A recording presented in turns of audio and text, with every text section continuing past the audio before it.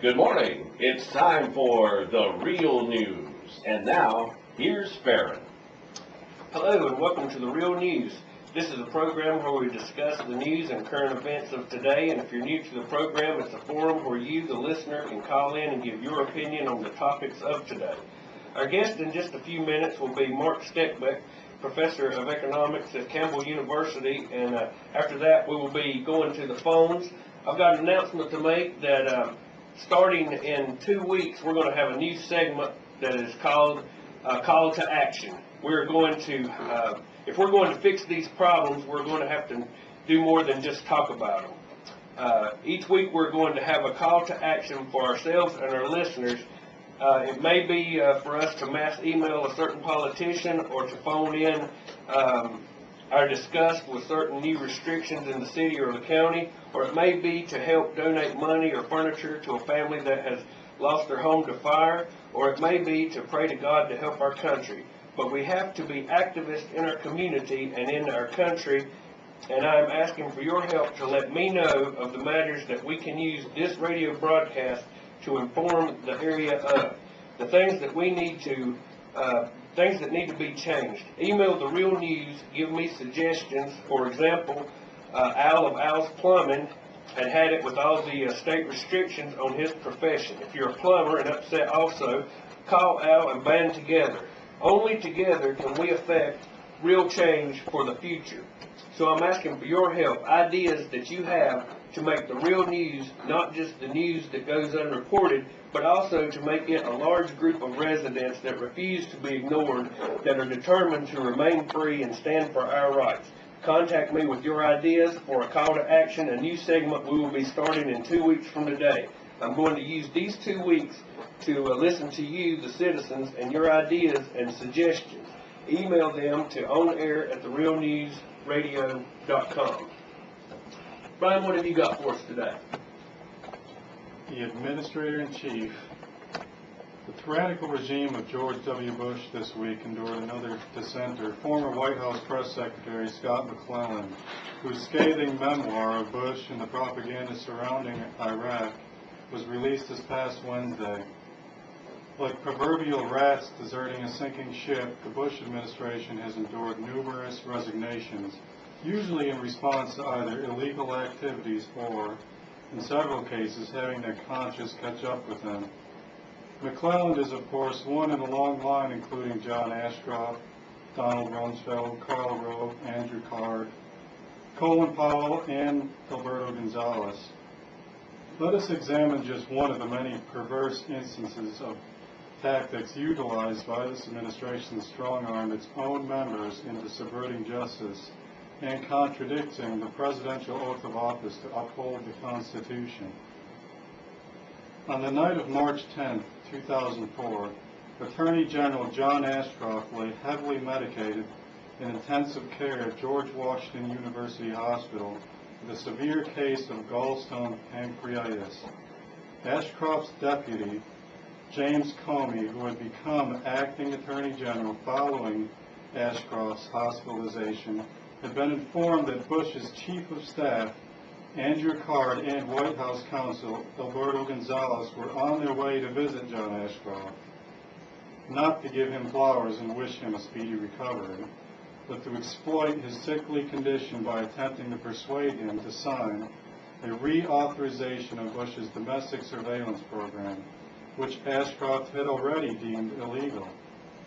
Comey immediately notified Robert Mueller, director of the FBI, and both Mueller and Comey met at the hospital, beating Card and Gonzales there.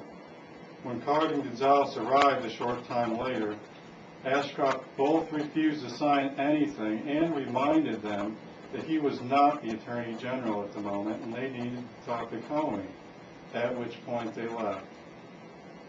The next day, March 11, 2004, a bomb struck a passenger train, killing 200 people in Madrid, Spain, consuming most media coverage, and the White House quietly approved the executive order without the consent of Ashcroft, Comey, or the Department of Justice. Comey reacted to the news by submitting his resignation. Ultimately, then, the president completely bypassed even his own people exercising powers that, as David Adler, prolific author on Articles of the Constitution, described it, no executive in the history of Anglo-American world since the Civil War in England in the 17th century has laid claim to such broad power.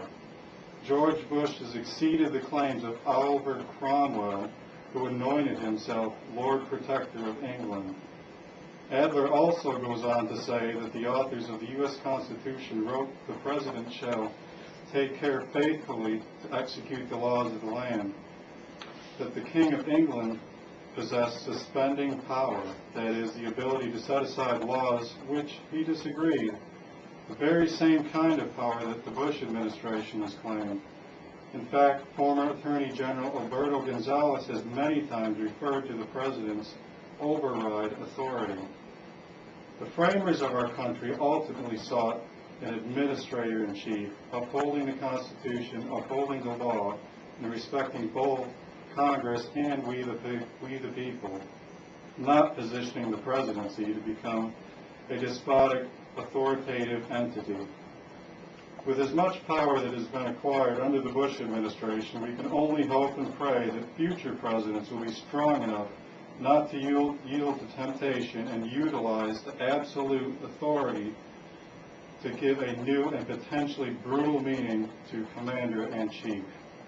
And this story has been reported by Judge Napolitano. It's documented in his book of Nation of Sheep, although it's went largely unreported by the mainstream press. I think it's important that people be aware of that because it definitely has a lot of ramifications to our civil liberties.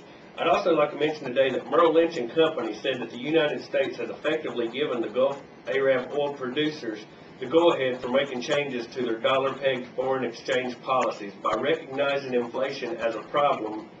In a report entitled U.S. Green Light for the GCC, the U.S. Investment Bank said that the United Arab Emirates and Qatar will probably move to a currency basket in the next few months, with their respective currencies appreciating 5% before the year ends. Saudi Arabia is unlikely to follow until late next year. Merrill said that the report received on Saturday, citing a U.S. Treasury report to Congress that for the first time mentioned currency and inflation issues in the six-member Gulf Cooperation Council. Merrill said the United States government had become more confident about the outlook of the dollar and therefore did not necessarily need Gulf support for its currency. We believe the inclusion effectively gives the GCC countries the green light for change, the bank said. Investors piled into Gulf currencies from September on speculation some of the states in the world's biggest oil exporting region would sever their link to the dollar that was tumbling to record lows against the euro. While there may be some domestic political constraints for currency change, ultimately a number of GCC countries will be forced by the market to let their currencies strengthen, Merrill said. Inflation in Saudi Arabia, the world's biggest exporter, rose to 10.5% in April, its highest in at least 27 years. At this stage, we believe that there is little benefit for the authorities to maintain normal under-devaluation in the face of the rising cost to the pegged exchange rate. We've been very much out in front reporting on our collapsing dollar. Again, no currency in history has been able to be sustained when it is printed out of thin air, and here we're seeing other countries abandoning the dollar because they don't want to ride the collapse any further. Are they doing this because they're mistaken and don't understand what's going on? I say no. I say they fully understand how the dollar has tumbled against the euro and how our economy is in the economic downslide that it's in, and that the world is awash in dollars whose value is in decline, being printed 24/7 by the world's largest debtor nation. And of course, of our three presidential candidates,